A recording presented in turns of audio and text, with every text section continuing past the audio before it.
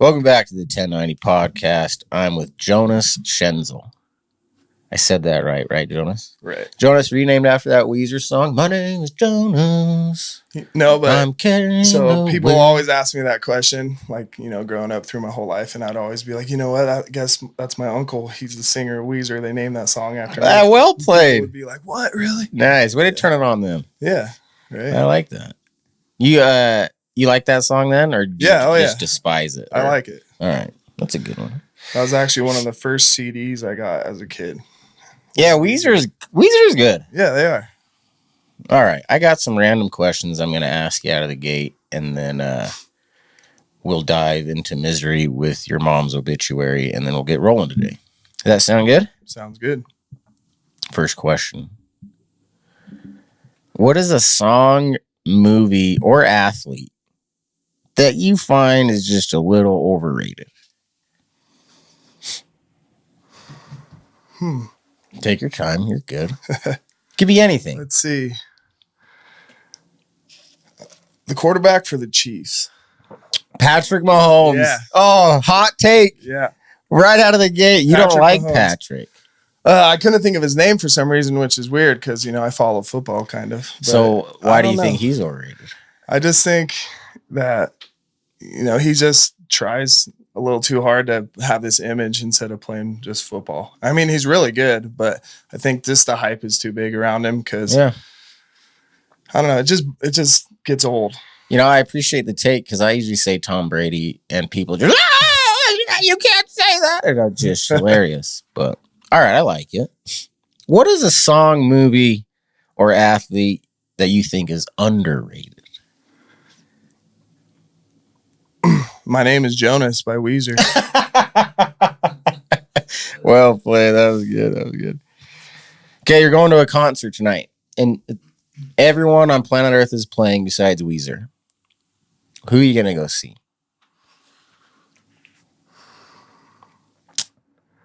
I'd have to say Pantera. Oh, we're going to get along just fine today. Yeah, that's a good pick. Yeah. Pantera, okay. All right, me and my son Riggins, we used to play this game mostly when we were trying to go to bed, fall asleep. You can combine any two superheroes or villains to make this mega superhero. Which two superheroes are you combining?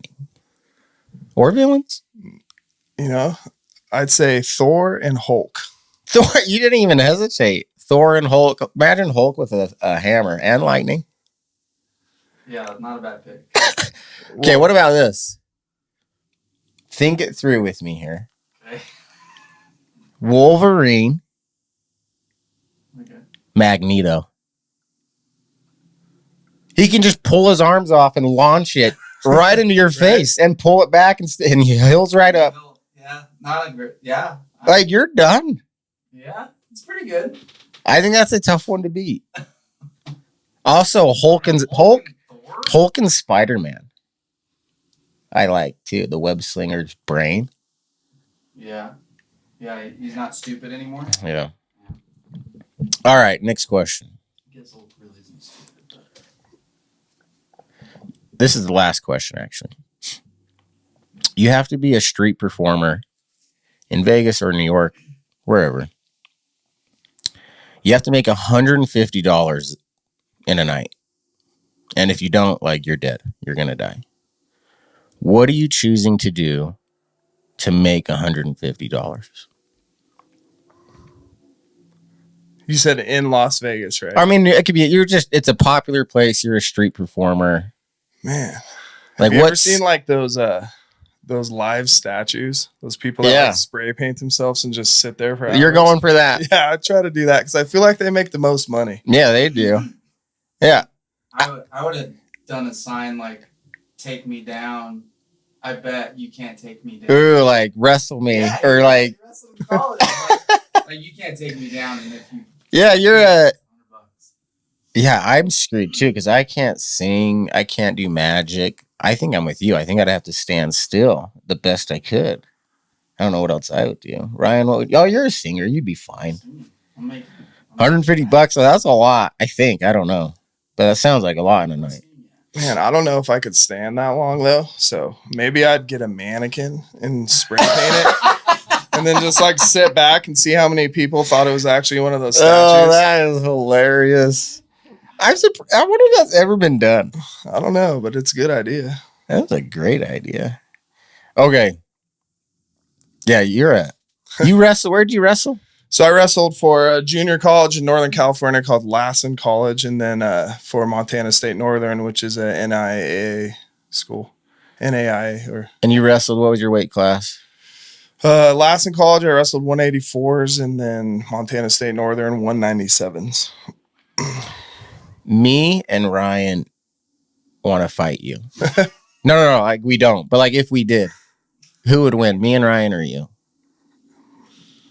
I don't know. I don't know either. Ryan, what do you? We're mad though. You pissed us off. I think we'd get it done. Well, you're a big guy though.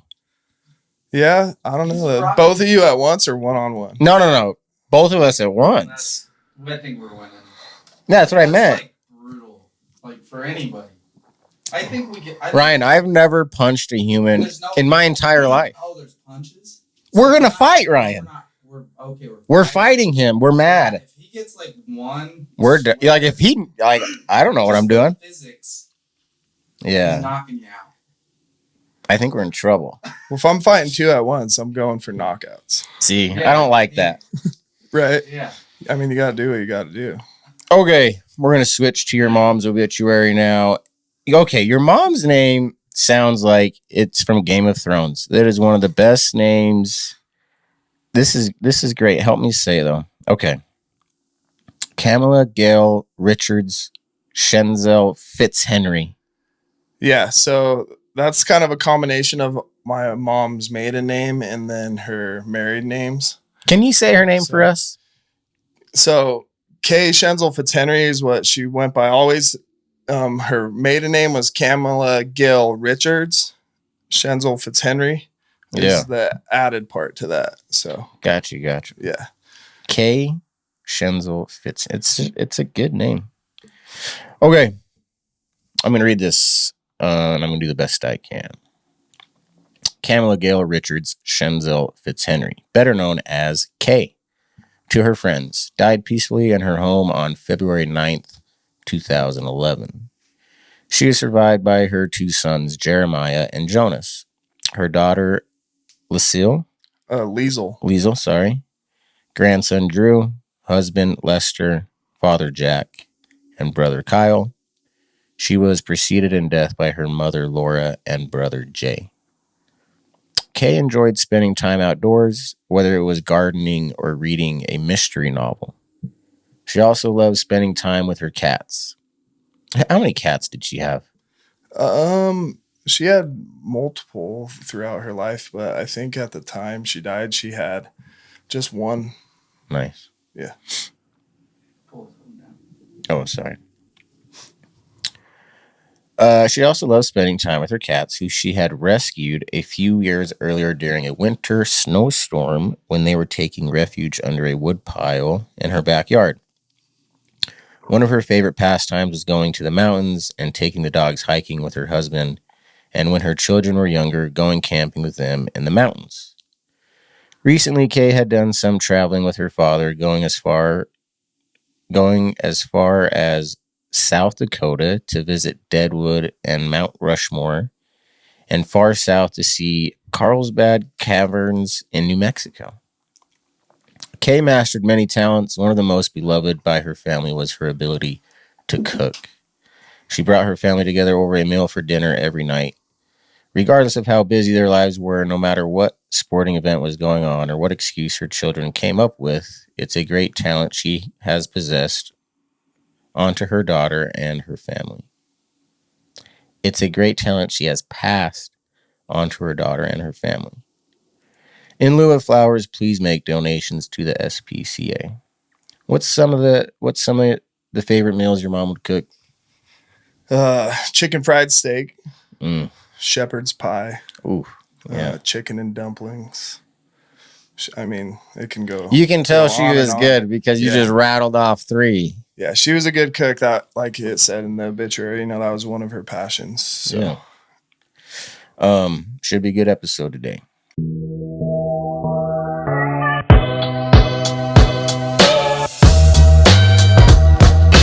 Life's 10% what happens to you and 90% what you're going to do about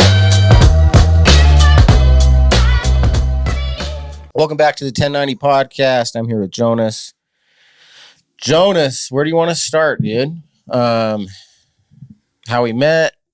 Yeah, why don't we start with yeah.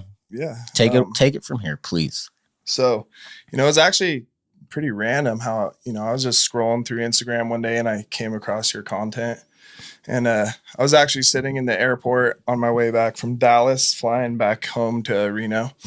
And you just popped up and I started listening, and like immediately my attention just was like, whoa, you know, I forget what exactly I was watching, but you were just kind of talking about, you know, grief and trauma and how you can use that in a way to, you know, improve things in life, not just for yourself, but for others. And like I said, it just kind of stuck with me. And I kept looking at your stuff, and, you know, when new podcasts would come out, I'd listen to them. And, you know, I just was like, wow, man, this guy's been through a lot, and he's really, you know, out there doing kind of something that I'm trying to do. But, you know, my story doesn't really compare to yours. I think, you know, that was kind of an eye opener just to see and hear like what you've been through and how you have come to do this podcast and, you know, have all that great content out there and connect with all these individuals who, you know, have shared similar stories or, you know, have used trauma and grief to, you know, make impacts in, you know, other people's lives. So, yeah, I think, thanks for saying that, man. That means a lot. Yeah. We were in Tennessee. I was doing a podcast with this lady, Nicole, who lost her son in a drowning accident. And we were talking, it was funny. We were talking about how you can't compare grief. Like you can't really, you can't compare it. It doesn't make any sense, but we still kind of do it. And we were having this laugh, and we were like comforting each other. Like, we shouldn't compare. And then Nicole's like, yeah, but you got it really bad, though. And then I made a joke like, yeah, like if it was the Olympics, I might win the gold medal type of thing. And it's weird because I don't think grief should be compared, because I think it robs you of your grief in a way. Like, that's what comparison does. But it's also weird because, like, it does help me when I hear you say that or her say that. Like, because in my mind, it's really bad. And so I'd be lying if I said, like, yeah, like, thank you. But also shouldn't compare it. So it doesn't really, it's like the yin and the yang, I guess. It doesn't really make sense. But thanks for saying that, man. And I mean, we'll get into it on the podcast today. But I think what you're doing at 90% is so cool, man. And again, not that it's a comparison thing, but I just do a podcast. Like, I just hang out with Ryan. People come to me or I come to them and we just talk. You're like working with kids. You're putting in way more time, way more energy. I think your 90% is way cool. And it's inspiring, at least to me. Before we get to your 90%, though, let's talk about your 10%. I did read your mom's obituary. Where do you want to start with your story? Do you want to start little kid growing up with her, or day of when you lost her? Yeah, I'll just throw a bunch of stuff in there and see how it comes together. It sounds very 1090-esque. Yeah. All right. So, you know, I grew up, my parents got divorced at a young age. So I grew up both remarried, you know, fairly soon. And I was still young, I think 4 when both my parents got remarried, like 3 when they split up and got divorced. So I split time between my mom and my dad. I was with my mom most of the time during the week. My mom lived in a little town in Carson City, Nevada. My dad lived in an even smaller town called Gardnerville, Nevada, which is about 30 minutes south of Reno, Carson is. And then Gardnerville is about 30 minutes south of that. So, you know, my mom, she battled a disease called lupus her whole life.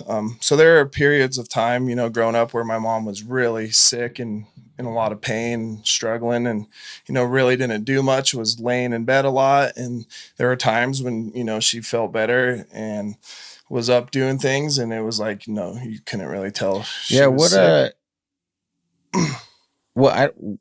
Tell us what lupus is like. Like, let's talk about that for a second. So the easiest way I always explain it to people is that it's an autoimmune disease. So your immune system doesn't function correctly. And from what I've always understood about it is it's where like your white blood cells don't work correctly. So, your white blood cells are in your body and they're fighting off like foreign things that enter your body. We have good foreign things, bad foreign things. And hers just couldn't really do that. Hers couldn't really recognize, foreign from not foreign. So, if it's something good that enters your body, your white blood cells take it to where it needs to go. If it's something bad, your white blood cells kill it, essentially. So when you have lupus, your white blood cells don't recognize that. So it's a very chronic, long-lasting, long-term. Yeah. Painful, exactly. Not good. It's painful, and, there's lots of underlying symptoms. You can get sick real easy. My mom, towards the end of her life, it was attacking her hip bone, and she was in excruciating pain and was taking some severe medication, to deal with that pain, and kind of didn't like it, but did. And, she was on heavy opiates, and really that's what ended up, taking her life. So we'll get to that in a little bit, but, watching my mom grow up like that was tough. My parents believe that the more sports we were in, the happier and healthier and, better off we would be if we were busy. But I think a lot of that was to block out a lot of the stuff that was going on at home. A lot of, I didn't come, from the outside, our family probably looked like a typical normal family, but from the inside, there was a lot going on with my mom being sick. It really affected her marriage, and there was a lot of abuse in the house, not like physical, like to where we were getting beat, but just like verbal and other things. And, it's kind of a story for another time, but I wasn't really the product of the abuse, but I witnessed it at a young age. So, as I got older and, as when my mom passed, it really kind of created a lot of tension in my family. So like I said, that's kind of like a story for another time. So yeah, that's kind of, my childhood growing up with my sick mother and playing sports. I wrestled, played football, and was always, biking and doing things, climbing trees, playing outside with my friends. We would build bike jumps in the fields. And, growing up, there was like fields all over next to our housing development. So it was really easy for us just to ride down the street and, build bike jumps and hang out with all the neighborhood kids. And And so, I got a lot of memories of that. And I was always really into snowboarding and biking and motorcycles and just, all that kind of stuff. And then playing the sports I played, I was a busy kid. And, I think. You think that's how you coped with it? Yeah. Maybe. Yeah. So I think that was definitely helpful growing up. And how would your relationship with your mom, like, how strong was it? How good was it, would you say? So, I mean, it was on and off. But, right before she passed away, we like kind of rekindled our relationship and became very, very close. I was 23 years old when she passed, living in Reno. I just transferred from Montana State Northern to UNR. And I think I was in my University. What is that? University of Nevada, Reno. Okay, yeah. Wolfpack, go Pack. You ever watch Reno 911? Yeah. Oh yeah. 3 monthly payments. Yeah. So I mean, growing up, it was kind of on and off in high school. What about with your dad? So I only saw my dad like every other weekend. So you had your very sick mother basically raised you. Yeah. And kind of absent for a lot of it. Her illness, like with lupus. And you have one brother and one sister? Correct. Yep. And where do you fall? So I'm the youngest out of all of them. You're the baby like me. I'm the baby. I'm a baby. So. And maybe, it sounds like maybe this could be a conversation for another time. Maybe you don't want to talk about it, but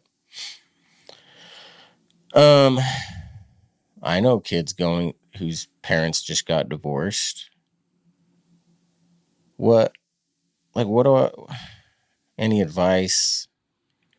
I just don't think they talk about it ever, like their feelings. Like I don't, or maybe I'm wrong, but I don't think they get an opportunity to be like, what the fuck? Like, Right. What? And I think that's the case for a lot of divorces is that the parents get divorced. They try to protect the kid by not giving a lot of information and not talking about it and just putting on the happy face. And kids know, man. I feel like I don't know. Kids are smart. So I just wanted to touch on that more because I think, and then this type of relationship with your mom that you have this on and off, and then she dies. The guilt that you might have because of the up and down, right? Like, oh, now she's dead. Like those up and down inconsistent relationship. Like, why was it so inconsistent? You might have a lot of negative feelings about that. Yeah. But I don't know. I want to talk about that a little more if you don't mind. If you absolutely don't want to talk about it, that's fine. No, I'll talk about that. Not but like problem, these kids, I mean, you deal with kids for your slopes for sanity. Like I'm sure a lot of those kids are dealing with parents getting divorced. Totally. So maybe I'm getting ahead of myself and we'll talk about it later. But like, what do you tell these kids, man, that are their parents get divorced? So I think you're right. Kids don't really talk about it. But I think I've had a couple, just kind of break down. This happened last winter when we were skiing. Little girl, probably 8, 9 years old, just is sad at lunch one day, and I'm just looking at her and I'm like, "Hey, what's wrong?" And she just starts crying and she's like, "My parents are splitting up," and and everyone was just like, felt for her and just kind of let her be sad and, talk to her and let her know like, hey, you're here right now and you're skiing and you're away from that. So, trying to just get her to be mindful of where she is right now, in that moment and just, enjoy not being around that tension for the time being and just let her know that like, you have people here to support you. Yeah, I think, like her just being around other kids who are going through the same thing has got to just feel good. Because I feel good like when I'm talking about grief with someone, like, man, like I like this. Yeah. If I'm in the real world not talking about grief, like I'm like, I don't know what we're doing. it's a struggle. Right. But what was I gonna say? It was gonna be so good. We're talking about the divorce. Oh, I think when parents get divorced and they try to be strong for their kids and be happy for their kids, I think that's what the kids do. It's like, oh, okay, like I'm going to try to be happy and put on the happy face for them. Yeah. And it just all becomes bullshit, kind of. Yeah. For many years, maybe. And it's just like, it gets so hard. And yeah, I think what you're doing with these group of kids is you're helping change that. Is let's let the kid cry. Let's let them be heard. Let's let them vent and be sad for a minute. I think that's beautiful, man. Thanks. Because I don't know how much you can fix, but just allowing someone to be heard and to feel normal, feeling their emotions is a huge deal, I think. At least it was for me. Like, I agree. Going to therapy, my problems have not been fixed and they never will be. But it's just gaining a better understanding of how I can carry the pain the rest of my life. Yeah. And I think what you're doing with those kids is awesome, man. Yeah, and I think that's really lacking in kids these days. They, when we were kids, I was talking about climbing trees and playing outside, and like kids just don't do that. And, I think, I've seen it a lot of times when we're out, skiing or snowboarding or, mountain biking or even rock climbing, doing some of those activities I do with my nonprofit. You see like that vulnerability like come out more when they're doing like an activity like that. And I love that. It's weird. Like being vulnerable with their emotions. Yeah. Like the physical activity helps that. Yeah. It kind of helps them like, bring that out. And wow, I like that a lot. And now that I'm thinking about it, like, yeah, a lot of therapy, like let's go on a walk or let's go and yeah. It always reminds me of like equine therapy, like horse therapy. It's kind of When I I first don't- started Slopes for Sanity, people wait. So you're doing horse therapy? No. Oh, okay. I'm saying just like some of the stuff kind of reminds me of like what they do in equine therapy and like, you know, riding horses and, you know, talking about things in your life while you're doing a physical activity, I think is beneficial. Yeah, Just being outside too. yeah, that's sometimes all it takes is just being outside, breathing fresh air. Yeah. Um, Okay, so let's get back to your story. Your mom, you're 23. yeah. So I'm 23. Is your mom just like significantly declining, getting worse and worse, and No. you see it coming, or just kind of out of nowhere? Out of nowhere? So, you know, like I said, I just moved back to Reno I'd probably been back for 2 years and just living life, man. Like 23 years old in college, back home with all my friends.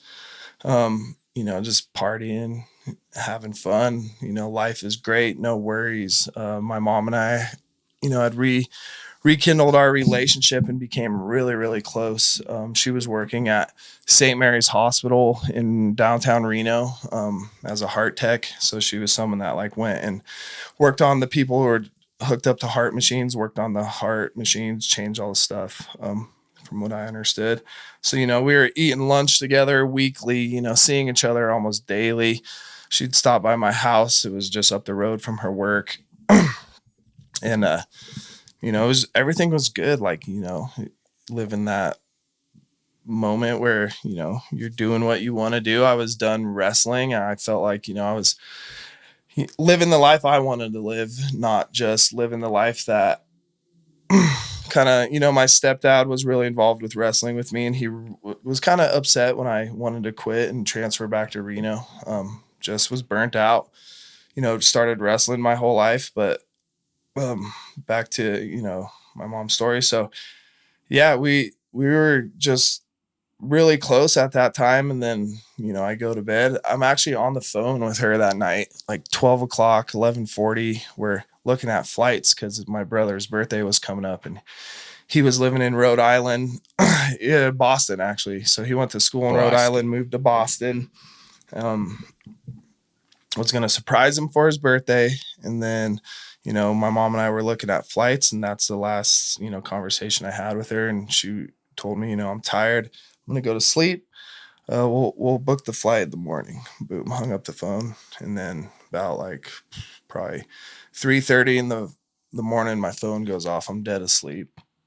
And just my stepdad calls me, and then I miss it, you know, because I'm waking up like looking at my phone all out of it. And then my sister calls me, and then I answer it, and she tells me, you know, mom's dead, you know, and I'm like, what? And then somehow we get disconnected because I lived in like this little like basement of this house and like this back room, and there wasn't good service. And then, you know, my stepdad calls me again, and I answer it, and he just goes, Wait, so sorry. But your sister called you and said mom's dead, and then you lost service? lost, like phone disconnected, And lost so her. like let's talk about that for a second. Like what are you doing now? Like Well, just freaking out, crying? yeah, or pretty much. You know, rude like, joke, denial? kind of like everything's going through my mind. I didn't know what to do. So my buddies lived in the upstairs house. It was like a house that was split. The basement was all redone into like bedrooms. It was a college house. So Yeah. I run upstairs and just burst in my friend Tommy's room, and I'm like, my mom's dead. And you know, And you he's haven't gotten dead. any other He's information yet. dead Yeah. asleep. And I kind of just like fall on his floor and start crying. And then he's in bed with his girlfriend, and, you know, they both wake up, and I grew up with them my whole life in Carson. So, you know, him and his girlfriend, like, you know, I'd known them for, you know, 10 plus years. And I don't think you need to justify collapsing in tears for this right, moment. so, I think you're you know, good. they kind of pop up and are like, what, you know, and they comfort me. And then phone rings again, and it's my stepdad, and I answer it, and, you know, he just says she's gone. So I'm like, all right, I'm going to head down. About 30-minute drive, hang up the phone, go outside, and it's a freaking blizzard. Like, it's just, there's like a foot, 8 inches, maybe a foot of snow on my truck. And I'm all snowed in. My roommate's blocking me in the driveway, so I have to wake my other roommate up to move his car. And I'm just kind of like, you know, crying and trying to get all this snow out of the way so I can get down there. And then I just remember, like, I don't know, it was just like a blur, like driving through this crazy snowstorm to get to my mom, and it took me like way longer than it should. And I'm Are you angry? Are you just sad? Are you in Just- shock? just, all of it, angry, sad, and shock. Just like, can't believe, like, I was just talking to her on the phone. Like, what could have happened? 5-6 hours before that, like, what could have happened? And the whole time I'm driving, I'm just like, they better not take her. They better not take her. I want to see her one last time. And, I'm staying in touch with my stepdad and just trying to get through this snowstorm. And you have to drive through this part from Reno to Carson called Washoe Valley. And it's just like this long straightaway, and it's just like a whiteout snow blowing across, like can't see anything. So I'm like just probably going like 20 miles an hour, just following headlights, like so scared that I'm going to crash on my way to, my mom. Yeah. It was just a crazy moment. And then somehow I just make it and get to the house and just go inside, and my stepdad had put a blanket over my mom, and she was just sitting in her chair with a book on her chest. And then about that time, I just collapsed and just crying and just like not wanting it to be real, like, no, like she's, kind of like shaking her, like, wake up, mom. And at that time, the coroner had got there, and he had moved her from the couch, like, later on the sofa, put a blanket, went back outside to like grab the tourniquet, because they had to lay her down because they couldn't get her in it when she was in the chair, so he laid her down first. And then I just curled up next to her and hugged her. How long do you think you were hugging her for? Not long, like 2 minutes maybe. I mean, I wasn't really keeping track of time. That would be just a random guess, but it's like, and then, they came in, we're like, we have to take her. And I just was like locked onto her. They pulled me off and put her in the bag and took her out of the house. That was the last time I saw her. So I'm so sorry, man. yeah, I mean, losing a mom is tough. And, that was really like, I had dealt with a little bit of death here and there. And But this was like the first, like, yeah. yeah. And so it got tough after that, Let's just break down the first 3 months. Like, you're doing the funeral, you get through that.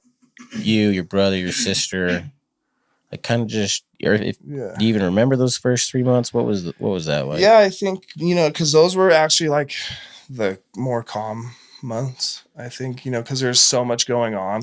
And you have usually in that time you have so much love and support still. Like, Yeah. you're kind of being lifted up by the community and all these people, and Exactly. yeah, and then they slowly start to go away, which is fine. Yeah. Like, like, you have your own life, but you're still very much not okay. Right. And yeah, so like, of course, my brother and my sister flew in immediately. My brother was in Boston, my sister was living in Denver. So they flew in, and then we just kind of started doing all the things you would do when you lose a family member or a parent, like closing their bank accounts and going through the will. But of course, my stepdad was still alive, so pretty much he had control of all the assets. My mom didn't have much because she was sick, so she kind of worked on and off her whole life. And then she got to the point, like, I can't remember if she stopped working at that job at the hospital right before she died, or if she was still working there. But I know it was recent because she had some coworkers come to the funeral. But my mom didn't have much. She didn't have like a legacy, to leave behind to her kids. She kind of just scraped by her life living, the way she did. And I guess that was the way she chose to live. But like I said, those first 3 months were busy. You're doing all that stuff, and then I guess like the first month was the busiest. And then once, we had the funeral and everything kind of calmed down, my brother and my sister went home. And then I just, I was grieving like hard. Right? What do you mean by that?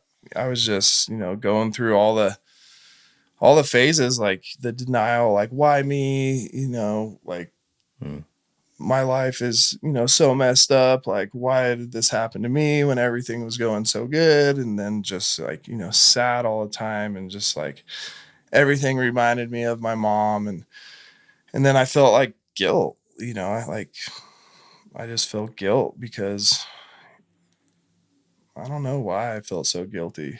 Like, and then it got harder too, and then, my mom's death certificate came back, and we never really knew what exactly killed her. And then the death certificate came back and it said intoxication from morphine was the cause of death. So it was deemed an accidental death. What? I'm On a not death sure. certificate. So morphine, what does that mean? Like, So my mom was taking morphine for her hip that the lupus was attacking her hip bone. So like her hip bone was slowly dying. And so she was in a lot of pain. Was it an overdose? Yeah. So it was, technically an overdose on morphine. And then that was just like, really hard for me. And then it got my brother and my sister and I talking. And my sister and my mom kind of had a strained relationship because of, the abuse that took place in my house. Like I can elaborate a little bit on that. Like my sister was pretty much the victim of most of the abuse, and she was the oldest. And I kind of you kind of just watched it. Yeah. Gotcha. So I was young, and I didn't know what to do to. Are you comfortable sharing what the abuse was? Yeah. So this is a big part of, I think, my story too, and why the trauma was such a big part. And so basically my sister was sexually abused by my stepfather for multiple years, and she didn't tell us until she was till about 2 years before my mom's death. So why do you think she didn't tell you? Have you heard of Stockholm syndrome? Yeah. So, I think she, kind of had Stockholm syndrome. Which is like the person abusing you or kidnapping you, you kind of learn to want them or not run away from them, kind of, because they're kind of keeping you alive type of thing, even though it's terrible. Yeah, exactly. I don't know if I'm explaining it great, but I think no, you're on the right enough. track. Yeah, that's close. So, I think partly was that, she was. But you said you witnessed it, so you kind of knew what was going on? Yeah, I mean, I would see like weird things happen, and then just like, like kind of block it out. For sure, yeah. I didn't know. Natural. I was young, like my sister's 6 years older than me, so I was 7, 8 years old when I started seeing things. Yeah, I mean, it started with my sister at a young age, and so yeah, that was a big. So your sister tells you this. What happens? Like the relationship with the stepfather, your mom. Like, what does this do to the family dynamic? So basically ripped our family apart and put a lot of tension between me, my brother, my sister. I wanted to. I was furious. I wanted to kill my stepdad pretty much. That's how mad I was. But like it was hard because I grew up with this guy. I had no negative experiences with him. Like everything was positive between us. He was my wrestling coach my whole life, and he taught me a lot of things. I spent probably more time around him than I did my own father, because I was only with my own father every other weekend. And it really ate me up inside, and I was resentful, and it just caused me kind of to go through a little spiral of life before my mom died. And I didn't I stopped communicating with my stepdad and all that, so it really just put a big strain in our relationship. But then I started going to therapy, and I was mad all the time, and I decided that I got to let go of, this anger and kind of just, be there for my mom, to support her because her heart was broken. She was devastated. And then, try to, I don't know, like it just changed so much because, my stepfather will never really be a part of my life that he would have been if, this wouldn't have happened or if, we didn't get that news. So you were shocked though when your sister said that? Yeah, I was really shocked. And I why- mean, I kind of knew like something weird was going on, but like, And then why do you I didn't think know the full extent. why do you think your sister finally said something? Something happened, or she just finally like? Well, she had kids of her own, and Mhm. she just kind of saw them, I guess, and started thinking about what happened to her and realized it was like totally wrong and not right, and decided to come forward. So she wrote my mom a letter when she was on vacation with my grandpa, which, you read in the obituary. So my mom receives this letter when she's on vacation, basically, saying all this stuff. Yeah. So, and I'm trying to think of the timeline, but, this all happened really close to my mom's death. And if we, take it back to when my mom died and when we got the death certificate, so the intoxication of morphine was the cause of the death, accidental death, intoxication from morphine. So, a few months down the road, my brother and my sister and I are talking, and, they started talking about, do you think mom did it on purpose? Like, do you think she ate too many pills on purpose? And I don't really recall how that conversation got brought up. And I remember, my sister saying like, yeah, I think, she took her own life. So then that really like just kind of like crushed my heart. And I'm like, no way she did that. Mom wouldn't do that. I was on the phone with her like, a few hours before she passed away.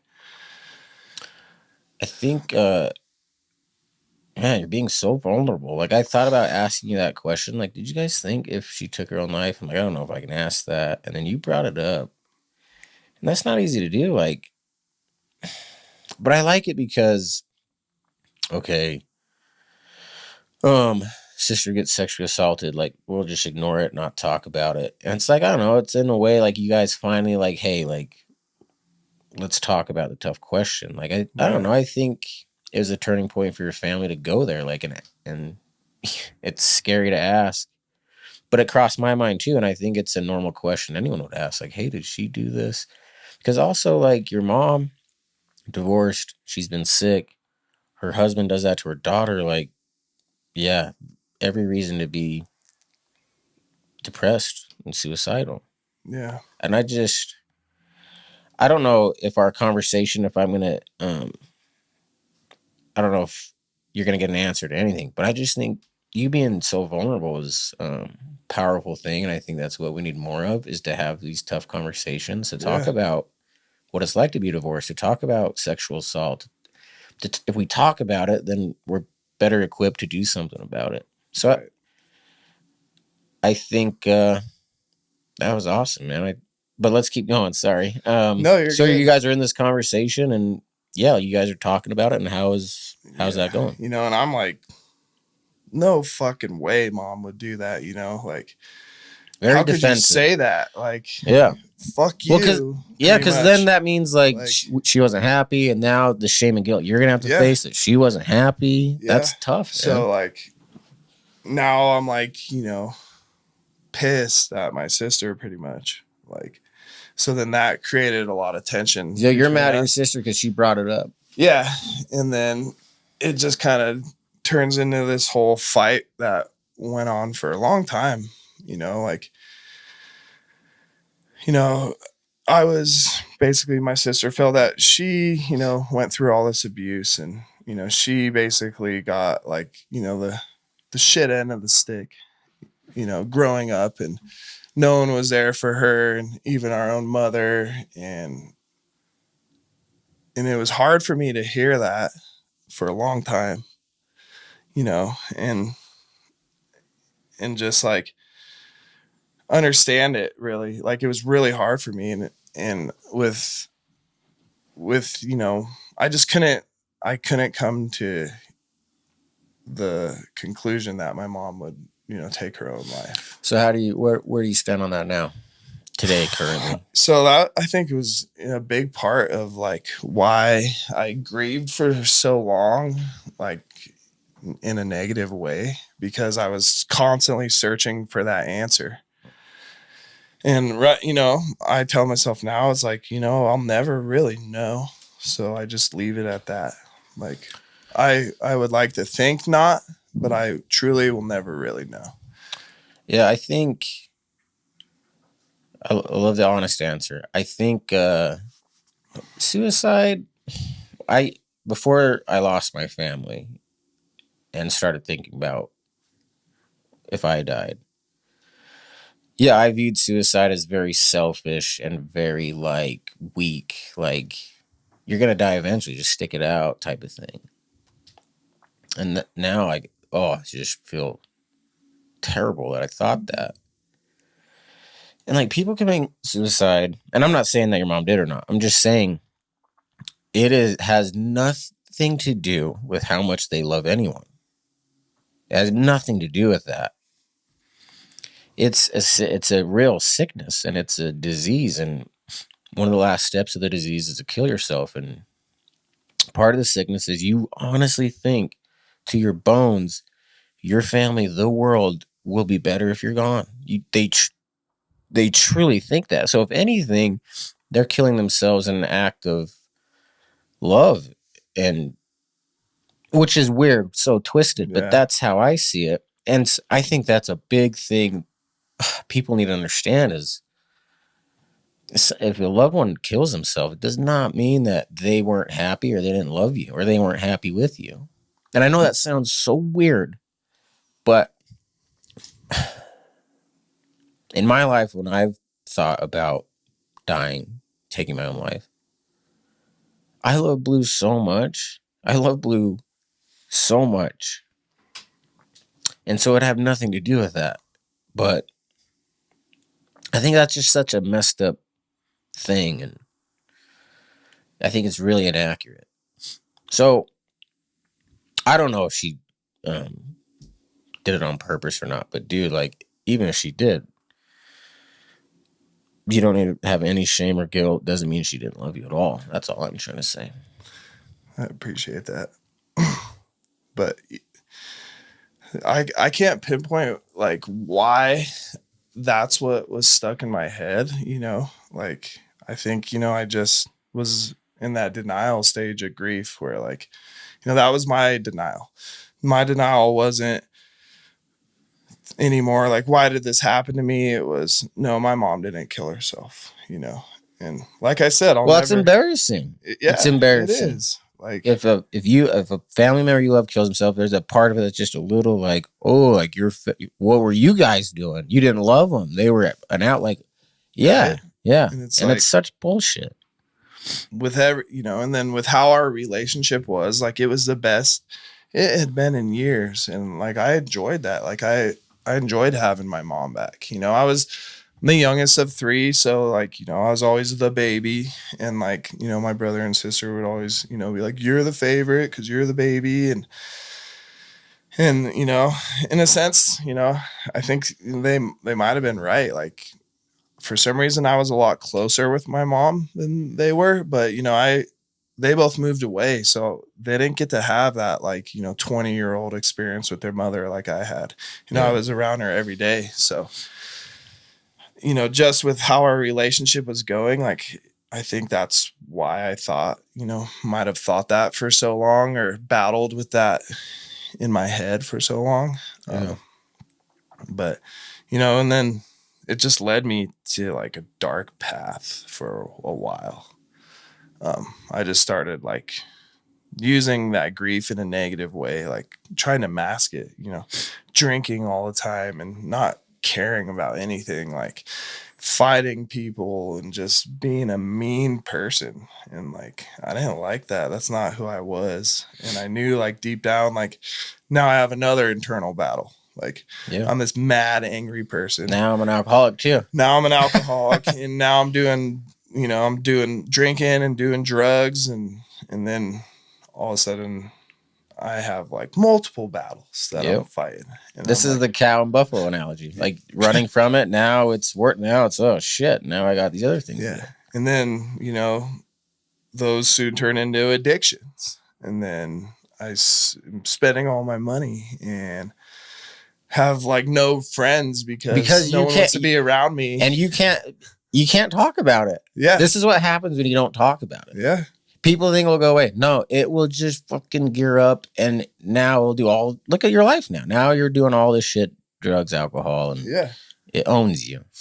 Yep. And then, you know, I think I always had school kind of in the background because I was going to the University of Nevada, Reno. And I was studying nutrition at the time. And then I switched my major to human development. And then I was still managed to hang on in school.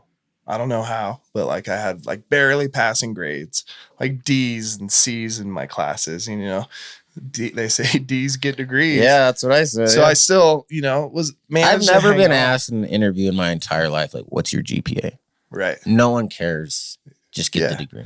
So I think, you know, I still had like a couple positive things that were just kind of keeping me afloat. But for the most part, you know, I was on the brink of being homeless. Like I was living with a couple buddies that I knew that were more of like acquaintances, not friends, because everyone who knew me really well, I felt like probably wouldn't want me to move in with them in the state I was in, but they didn't really know. So I was able to like hide it from them and just be like completely annihilated all the time and stop paying my rent and then like just being gone all the time. Pretty much living out of my truck and living in like hotel rooms where the parties were and just like, this is not good. Why are we both smiling? You're talking about the spiral. We're both just grinning like, so yeah. And then where were we at? Yeah. So you're spiraling out of control. Pretty much on the brink of homelessness. Yeah. Not good. And like waking up every day, just like looking in the mirror at myself and just like being despised of myself and who I became. Yeah, I remember that. Yeah. And so one day I just woke up and looked in the mirror and was like, this isn't you. Like, you need to change your life. So I drove myself to the hospital and just checked into the hospital and kind of spilled my beans and called my dad. And my dad's like, where are you? And I'm like, I'm at the hospital. I checked myself in. I'm not sure what's going on. I had an infection in my arm from using drugs. So they looked at that, and so we're talking drugs. Yeah. So because, well, yeah. Yep. So, you know, I spiraled to I think the lowest point and pulled myself out of it somehow. Well, you asked for help finally. Yeah. And you checked yourself in. You made a phone call. Like, hey, like I'm done. Like, yeah. So they looked at the infection and, you know, I had an abscess and they said, you know, that's infected and we need to surgically remove it. It's too big to drain pretty much. So they operated on it, took the abscess out and sewed me up. And then they recommended I check myself into rehab out of there. So immediately, like my dad stayed in the hospital with me. This is my real father, my biological father. And, we found a place where I could go and, thought that I would like. So I checked myself into a rehab in Reno and spent about 3 weeks there. I was going to ask what is it like getting off these hardcore drugs? Like how difficult? So I was doing cocaine and heroin. So I would mix it and do what they call speedballs. And it was terrible. It's like, imagine having like the worst flu you've ever had in your life. Okay. And, your body hurts, you can't eat, like, you're just sick and you're throwing up and cold sweats and just like miserable for about, 3 to 5 days. And in rehab, they kind of give you like Valium and stuff to kind of like take the edge off. What are you doing during these 3 to 5 days? You just like fetal position in bed or watching a movie or what? Yeah, I mean, I would take a lot of showers. Like warm showers really helped me. But as soon as I got out of them, like I would get in a warm shower and it would like kind of take the withdrawal feelings away, and then I'd get out and immediately just feel sick. And Once you get through those initial like 3 to 5 days I of just mean- terrible, like what other activities help you stay away from those drugs? so that kind of, you know, I'll get to that in a minute here. Okay, my bad. Um, Anyway, you're addicted to drugs and it's not going well. Yeah, and so when you're in rehab, like, you know, you have nurses and doctors, and you know, when you're in psychiatrists and therapists and social workers, and there's like a whole team of people in there to help support you.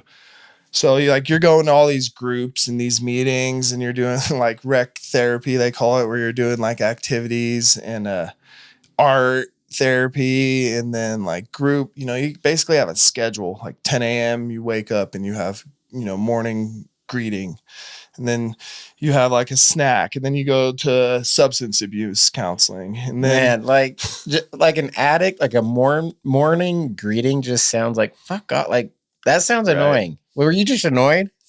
Like you want a morning greeting from me? how about- at first how I about a was, bird? you know, and at first, you know, I was like still in that mindset, like, man, you know, and there's people in there like, man, as soon as I get out of here, I'm gonna go use, and like, you know, that's kind of like the addict's mindset, like you're still chasing that. Like, so it took me like, you know, that 5 days to like snap out of that, you know, to get that craving, you know, that addicts get to go away. And then probably around like the third day, I'm like, you know, I'm actually enjoying this. Like, this is good for me. I started writing in a journal and like reading that out loud in the groups, and just like, you know, talking about my mom, and then talking about like how I spiraled into addiction, and how like that's never someone I thought I would become. And that's when I was like, wow, man, like talking about your problems and like your trauma and your grief, and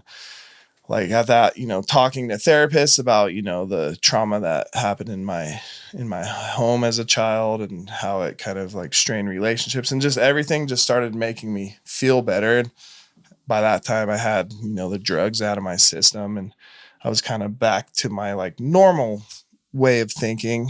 And then realizing like, you know, I'm in school too. Like I can't fuck this up. Like I gotta get back to school and, you know, get back onto my studies, and then graduate. When you left rehab, were you scared to relapse? Were you confident that you weren't, or what's that like for a drug addict? I was confident because I knew like I took the first big leap, and that was like doing the rehab and getting clean. And I took myself there. You know, it's not like my parents drugged me there, or I got arrested and the courts put me there, you know. So I wanted to do it. And I think that's the same with like any addict. Like they have to want to become clean. Like they have to want to do it. Like it's never going to work if someone tells them this is what you need to do. It's like they have to make that decision themselves. I think it's the exact same thing with grief. Yeah. Like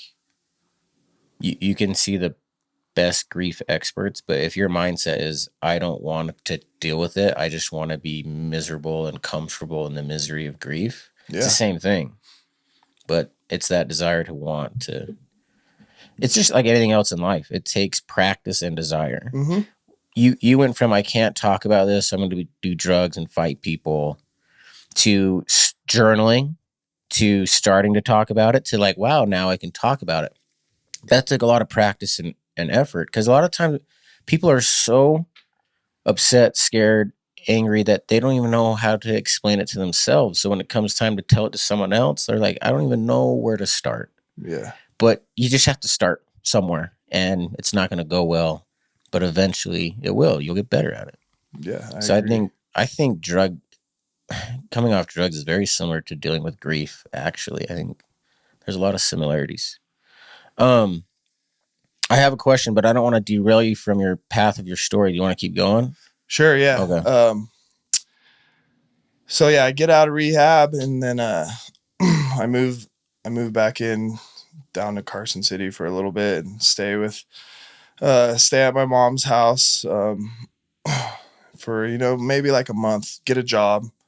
Still like driving back and forth from Reno to Carson for school. My grades are starting to go up. I'm back into my studies and just feeling good. And then eventually end up moving back up to Reno. So I'm up in Reno, and then so out of rehab, I got recommended for a grievance group. So I started going to the grievance group at UNR, which is the university I was going to. They had like a little grievance group of students who, had a recent loss. So I started going to that, and, I really started liking it, and like just talking with other people that have shared similar, experiences with losing loved ones, or like friends in car accidents and things like that. And then, just started like realizing like, man, this is really good for me. And then I started going to like another one in the community, and then things just started getting really good again. My grades were up. I moved into a new house with a really good buddy of mine that was like a super sick house for college kids. Like a huge, like 3,000 square foot home, like 3 stories, like in one of the nicest areas in Reno. This is like the movie Old School. Yeah, they get right. the big house. And it's my last year of college, and things are just good, man. Yeah. Again, and but I'm still really sad, like doing, still doing all that. Like the grief was still on my mind constantly. Like I would shower every morning and just like cry. And I didn't know why really, but like I knew why, but like I didn't, if that makes sense. Like just sad, and then like be fine, and then all of a sudden, just be really sad. And, just start thinking about my mom, and, that chasing that question, started chasing it again. Like, did she kill herself? Did she not? Like, and it would just kind of mess me up, and not to the point where I ever felt like, relapsing, because I think I had replaced those feelings of like masking it with like the therapies and the grievance groups I was going to. I don't think, if I didn't do that, like I probably would have started using again. So then I just, kept doing that. And then, I still partied, I was still in college. I started drinking again with my friends, and, that was really it. Like, we drank on the weekends, and, most of us were finishing up our last year of college. And then I met my wife. So during all this too. So met my wife at a bar on Thursday night, a popular bar at UNR called The Wall. What was your pickup line? You guys are going to laugh. So actually, I knew a girl that was friends with my wife, and earlier that day I was like on Instagram, and I found my wife, and like, how it connects you with people, like your friends or whatever. So, I like find her picture, it like pops up, and I'm like, oh, this girl's hot. And I like click on it, and then, I request follow, and then she follows me back. And then later that night I see her at the bar, and her friend's name was Alyssa, and she goes, hey, I want you to meet Shelby. And then she's like, hey, Shelby, this is Jonas. And my name is Jonas.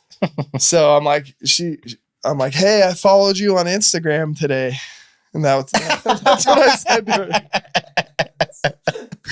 And she goes, oh yeah, you did. And then, it's funny because that night we met, it's like, it really is like I don't know, kind of like love at first sight, like we met each other that night. We ended up going home together that night. She came to my house, and we took a cab there, and, we really never left each other's side after that. And then, that's beautiful. Yeah. So now we have 2 children, a 6-year-old boy and a 4-year-old daughter. What did having kids of your own do to your grief? Like the perspective of it?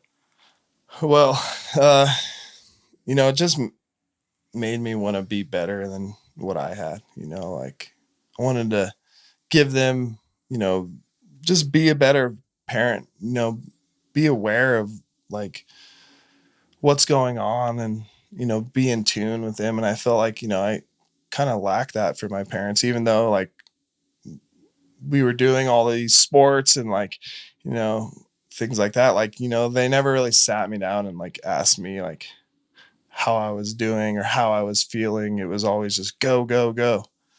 Yeah. So, you know, it really made me want to be like Present. Yeah, that's a good way to put it. Yeah. So, but you know, like meeting my wife, things were getting good, things were better, but still struggling with that grief. And then I needed to still find like some type of outlet, you know, to deal with it. So, my wife and I were big snowboarders, and I really got into snowboarding after wrestling, after I was done wrestling in college. And Reno is really close to Tahoe. It's about 30 minutes, and there's, you know, tons of ski resorts up there. So my wife, you know, just my girlfriend at the time, we started just like snowboarding all the time. And you know, that really helped me.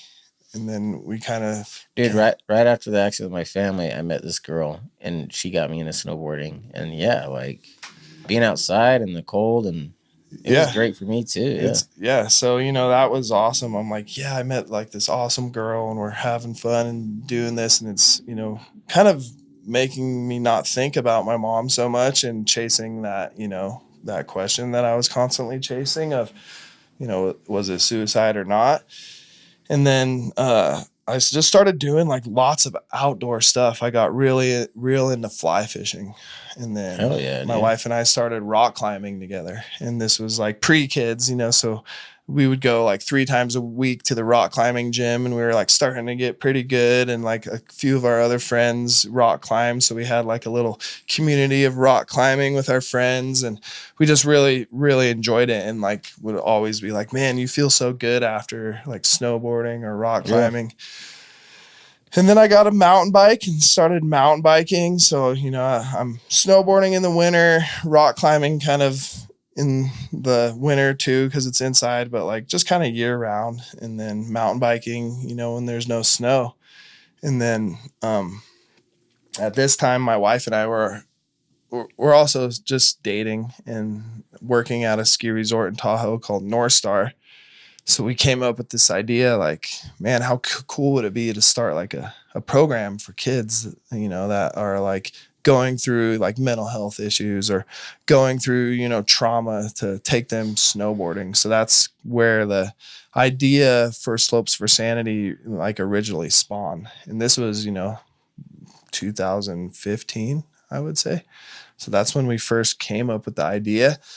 But we didn't really have like the resources. You know, we didn't know how to start a business. Yeah. Just an idea, right? None of us were business majors. Yeah. Like we both majored in human development and family studies and for our bachelor's. And so, yeah, like I said, we didn't have the resources. So it just, this idea just was, you know, in our heads. And then it took us a few years before like we started like really making the connections and figuring out how to do it, and then like landing on, you know, the nonprofit side and like figuring out like you know, should we do more than skiing and snowboarding? And then my wife was like, well, think about all the things you did when you were going through everything. Like, you know, those things truly like helped you like get out of the rut you were in. So we came up with the idea to do skiing, snowboarding, mountain biking, rock climbing, hiking, and fly fishing. So yeah, that was so awesome. And that, like, how do kids hear about you or get into your program or whatever? So we have a website, social media, just like word of mouth. We work with the Boys and Girls Club in Reno. So, you know, we get to access lots of kids from there. And then I work in education now. So I became a teacher in 2013, I think. So I did like graduated with my bachelor's in human development, and I was working at a psych hospital for youth in Reno. And then during the day, like the kids would go to school. There was like a separate building in the hospital. So like my job was a mental health tech. So I'd travel with the kids from the hospital milieu into the school building, and then spend the school day with them. And then, man, that's so cool. Kind of turn into like a, you know, an aide in the classroom. So then I got exposed to education through that way. And I really was like, man, I really like, you know, working with like, you know, these kids who have, you know, mental health issues in the school setting. Like, I was really good at it. Like I had great relationships with the kids. Like, I would, getting like employee of the month and all this. So then that kind of inspired me to go back and get my master's in special education. So I went back, got my master's in special education, started working at that school inside the hospital. And what has this done for your grief with your mom? So, it just kind of like, I started thinking like one day, like, man, how did I get here? Like, how did I end up here? Like, why am I doing all this? Like, if you would have asked me when I was in high school, that's the last thing I would have said I was doing. So I think just like my story and, the path I took all was to get me to that place, and get me to start doing, what I was doing and then really like finding passion in it. And, I do the nonprofit, like that's, basically a second job of mine, but I don't make any money. Right. So it's like 1090. Yeah. Like something that I just enjoy and I'm passionate about. And I think, I wouldn't have got to that place if I didn't lose my mom and I didn't battle in my head, the battles I had, and I didn't, have that trauma as a kid. And then, I don't know if that made sense. No, I think it's the perfect. I mean, it's the definition of 1090. Life's 10% what happens to you and 90% what you're going to do about it. Yeah. And I think what you decided to do about it is awesome. And, my mom kind of always told me, like, you're going to help people one day. Like, that's what you're here to do is help people. And I kind of forgot that. And then one day, like, I was just sitting there thinking, like, this is crazy. This is like what I'm doing now. Like I work in education and, I've worked up to an administration. So I'm at a high school now in Reno. I'm the director of student services there. So that's basically like a really fancy word for a dean. But, I'm one of the only there's only 2 licensed administrators, the principal and then me. So, we're pretty much the top of the school. And, it's just started like seeing like how much grief and trauma like a lot of kids have. Yeah. And it, even if it's not grief from losing someone, I mean, I guess you would call it more trauma, but like kids these days have so much trauma, like everything they do is trauma impacted almost.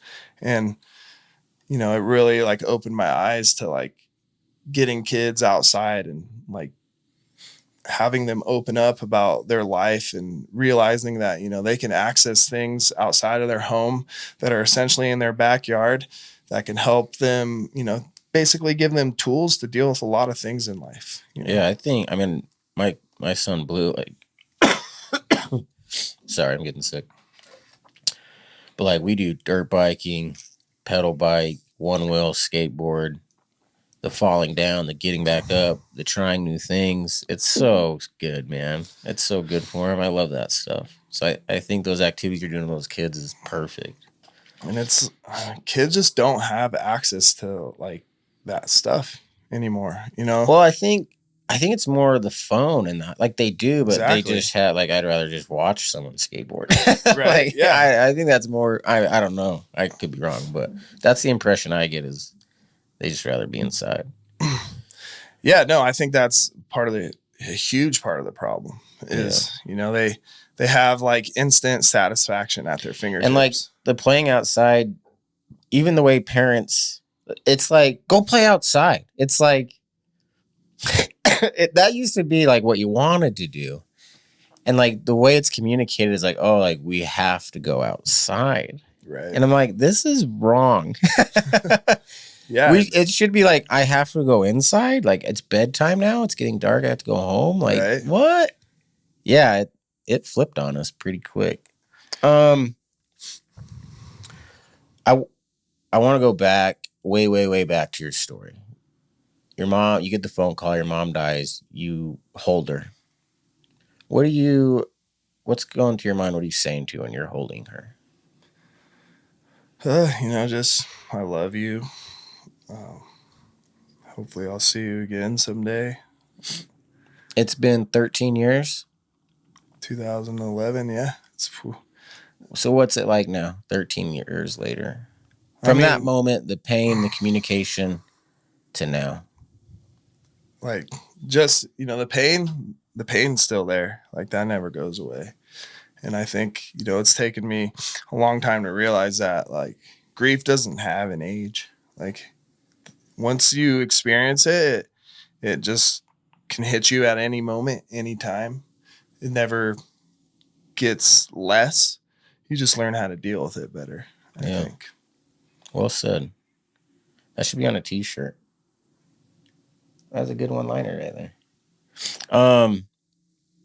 Anything else you want to talk about? Slopes for Sanity or 90%, being a dad, before we end with top 3 favorite movies? I mean, yeah, I think, my 90% has led me to my 10% and my passions now. And I think, Slopes for Sanity is something that hopefully, will make a, everlasting impact on our community. We're taking kids, out to get them into outdoor activities that can't necessarily access or afford it, or just don't have the parents with the means to get them, on the slopes, or buy them a expensive mountain bike, or, take them, to 30 minutes up the hill to Lake Tahoe. Like, it's so crazy to me. Like, when I first started doing it, and I'm like, taking 45 kids to Squaw Valley in Lake Tahoe. And it's like, half these kids have never even been to Lake Tahoe, and they live 30 minutes away. Dude, that's So it's so like, awesome what you're doing for these kids, man. just eye-opening for them, and just like the testimonials we get back are great. Like, I think this, I'll give an example of, like, I think it fits really well with like 1090. And we got a kid this last winter, and I work with a few foster parents, so I'll take, they foster like 10 kids in their house, and I mean, they're like, all right, we need help. pretty much, yeah. So they'll reach out and sign their kids up for a lot of our programs. And, I have this one that I work pretty closely with. Like, she's always putting her kids that she's fostering in our programs. And it's great because, these kids would never get to experience that. And most of them come from like really trauma impacted environments. But she calls me and she's like, hey, I know you guys have already started, snowboarding this year, but I just got this kid like last night, and his dad died of an overdose, and he found him. And, state came in and took him. And so you're set getting her up kids there. like, and this kid, you're man, getting kid like, wow, this kid lost his dad 24 hours ago. And I'm like, yeah, let's sign him up. Like, like immediately, like I got like chills when she told me that, because I'm like, wow, like I was in this kid's situation once, not exactly, but, I think his was like, not comparing grief, but, I think what he went through was very like impactful and traumatizing for him. And when we first got him, he wouldn't even talk to anyone. Yeah. He's just sad kid, like crying, not like, you couldn't really see it, but you could just tell by looking at him that he was just crying inside. And it took like 3 trips, but like all of a sudden, like on the 3rd trip, he's just like a totally different kid. Like, spark, you can just see like the spark in him is ignited again, and he's happy, and he's talking, and he's like, they call me Mr. S. And he's like, Mr. S, you're going to take some runs with me today, and we're going to do jumps and hit rails. And I'm like, oh, it's like, wow, man, 2 weeks ago, you wouldn't even talk to me. And he's like, thank you so much for taking me snowboarding. Like, I really love it. It's my new favorite thing to do. And it just like, I saw it like just change this kid, and he stuck it out, and he finished the season. And then, things got better for him. Like, he would talk to me a little bit about, his dad and how he missed him. And like, I didn't want to like ask him a bunch of questions, get him vulnerable, because my mission is to, do the opposite, Yeah. Get the other side out. Like, greet the darkness and show it your light. That's what the back of my shirt says. Oh, heck Slopes yeah. for Sanity shirts. So that's one of I our want a sayings. shirt.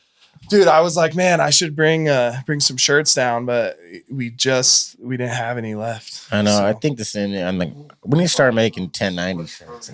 yeah, we got to get some new ones It made. is a dope shirt.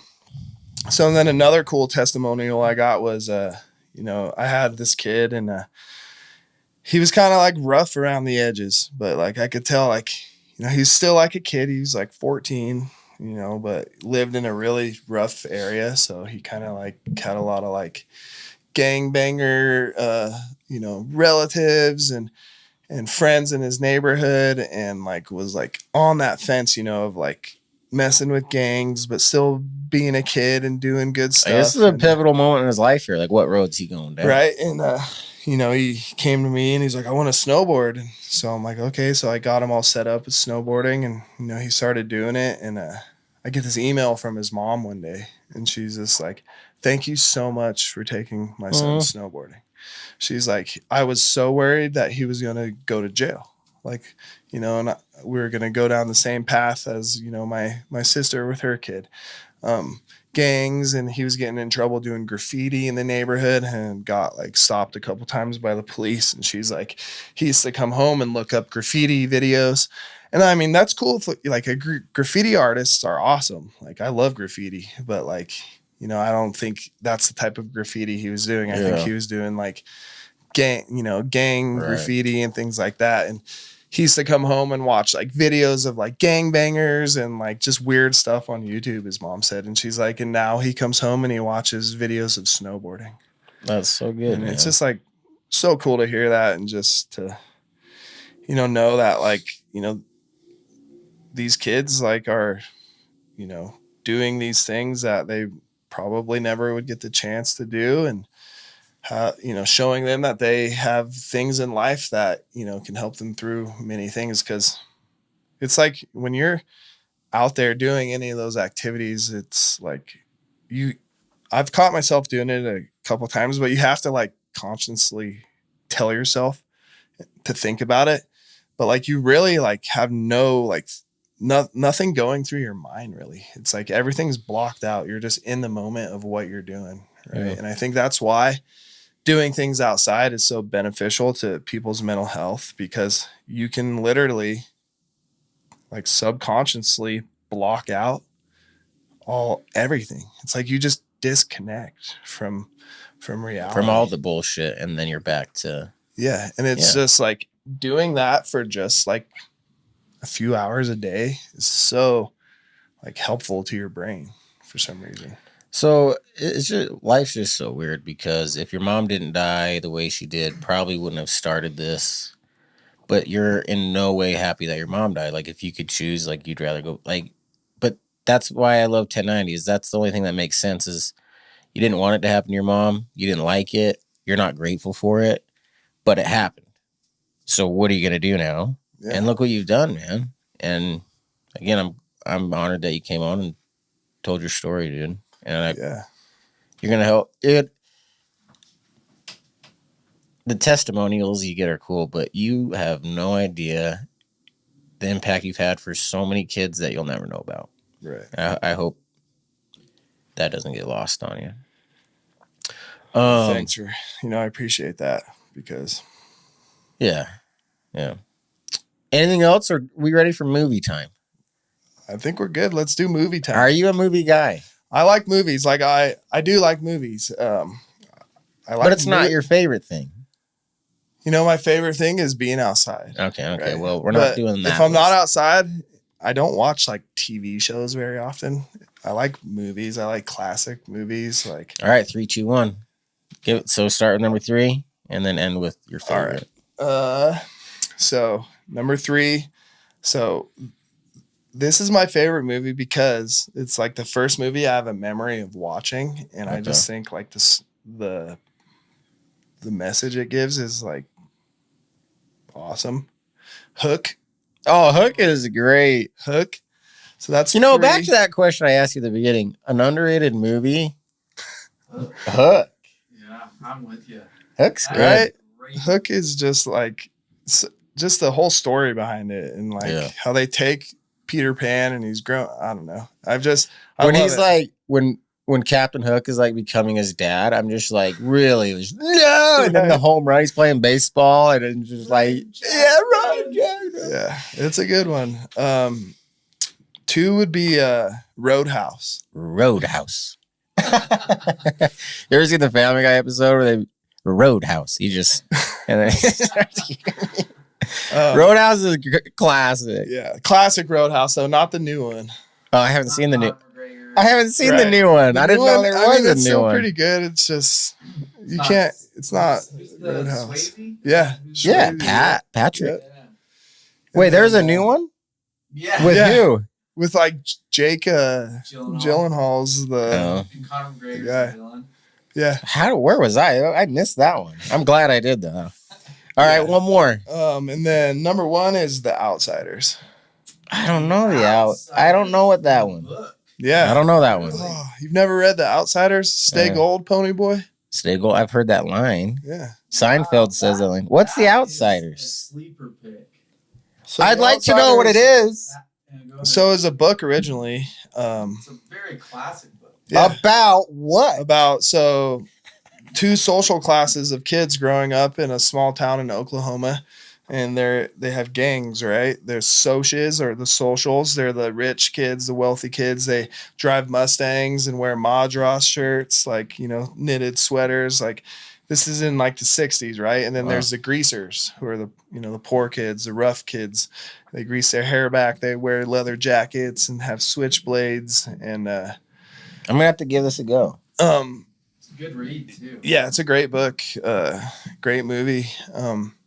Classic actors in it too, like Tom Cruise. It's like one of his like very first movies. Really? He's young in it, and like Patrick Swayze's in that too. You love Patrick Swayze. That's what we've learned. So who's You the love kid- him. Who's the guy who played the Karate Kid? Oh, I don't know. I know the face. I can see him, but I What's his don't. name? He's in it like as a young kid, and Because I he's one watched of the main Cobra Kai characters. TV Yeah, series, so I know who you're talking it's the about. dad now in that. Yeah. But basically, these greasers and socias get into a fight. One of the greasers ends up stabbing and killing one of them. So then they go on the run and they hide in this church and like reflect on their life. And the church catches fire, and there's kids up there for a field trip. All right, I don't want to know anymore. All right. I want to go in Yeah, fresh. you gotta watch it. Or No, read the I book. like to go in fresh. It's a good one. All right, I'm gonna Yeah. watch that tonight. Or Hook. Hook. Hook's good. Yeah. Love Hook. Love these picks actually. Yeah, those are good. Those are new, different picks. We like that. My wife was making fun of me because I told her my 3 movies, and she's like, "Don't say Hook." Don't say Hook. I love Hook. I'm like, no, I'm saying it. Yeah, good for you, man. You got way to stand your ground. Right. Thanks for coming on. Slopes for Sanity. We'll just put the link in the post or whatever, but check it out. And thanks for coming on. Yeah. Thanks for having me. Life's 10% what happens to you and 90% what you're going to do about it.